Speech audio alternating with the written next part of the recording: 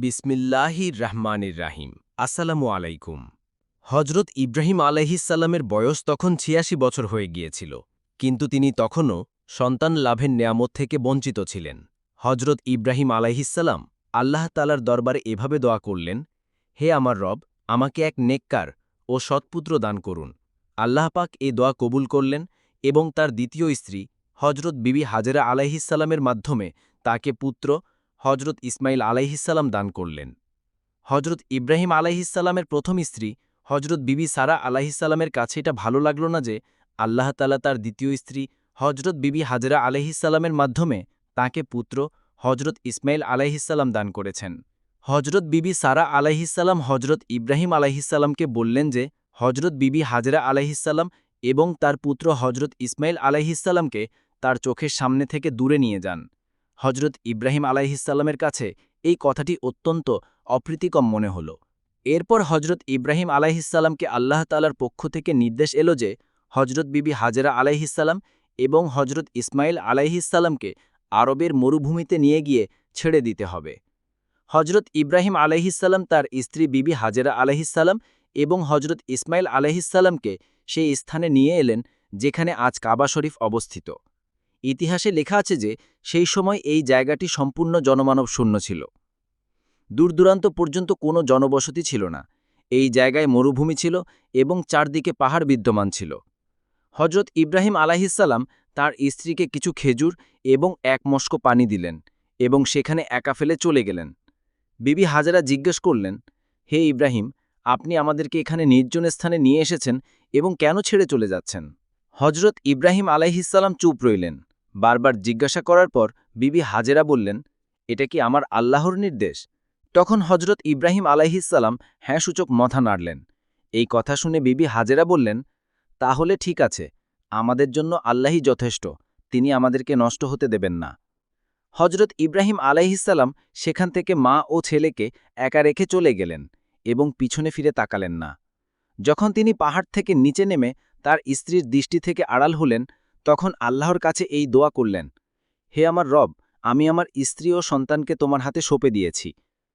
হে আল্লাহ পাক, তুমি এদেরকে রিজিক দান করো এবং থাকার জায়গাও দান করো। এই দোয়া করে হজরত ইব্রাহিম আলাইহিসসালাম সেখান থেকে চলে গেলেন। বিবি হাজেরা কয়েকদিন খেজুর খেয়ে দিন পার করলেন এবং হজরত ইসমাইল আলাইহিসসালামকে নিজের দুধ পান করালেন।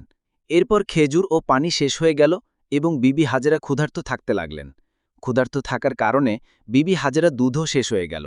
তখন হজরত ইসমাইল আলাইহিসসালাম ক্ষুধা ও পিপাসায় কান্নাকাটি করতে লাগলেন। হজরত বিবি হাজেরা যখন তার সন্তানকে কাঁদতে দেখলেন, তখন তিনি অস্থির হয়ে গেলেন এবং পানির সন্ধান শুরু করলেন। হজরত বিবি হাজেরা সাফা পাহাড়ে উঠলেন এই আশায় যে হয়তো কোনো আল্লাহর বান্দা চোখে পড়বে, কিন্তু তিনি সেখানে পানি পেলেন না এবং উপত্যকায় তার সন্তানের কাছে ফিরে এলেন। নিজের সন্তানকে কাঁদতে দেখে আবার তিনি মারওয়া পাহাড়ে উঠলেন, কিন্তু সেখানেও তিনি পানি পেলেন না। তিনি কখনো সাফা পাহাড়ে উঠতেন আর কখনো মারওয়া পাহাড়ে। এভাবে বিবি হাজেরা সাফা ও মারওয়া পাহাড়ের মধ্যে ৭ বার চক্কর দিলেন। যখন বিবি হাজেরার সাহস শেষ হয়ে যাচ্ছিল, তখন আল্লাহ তাআলার দরবারে হজরত বিবি হাজেরার এই পরীক্ষা কবুল হল এবং জিব্রাইল আলাইহিসসালামকে নির্দেশ দেয়া হল যে সেখান থেকে একটি ঝর্ণা প্রবাহিত করো। আল্লাহর নির্দেশে হজরত ইসমাইল আলাইহিসসালাম যেখানে ক্ষুধা ও পিপাসায় গোড়ালি ঘষছিলেন, সেখান থেকে পানির ঝর্ণা প্রবাহিত হতে শুরু করল। হজরত বিবি হাজেরা যখন এই দৃশ্য দেখলেন, তখন তিনি আল্লাহর শুকরিয়া আদায় করতে লাগলেন এবং তার সন্তানকে পানি পান করালেন এবং নিজেও পান করলেন। যখন এই ঝর্ণা প্রবাহিত হল, তখন আল্লাহ পাকের পক্ষ থেকে একজন ফেরিস্তা অবতীর্ণ হলেন।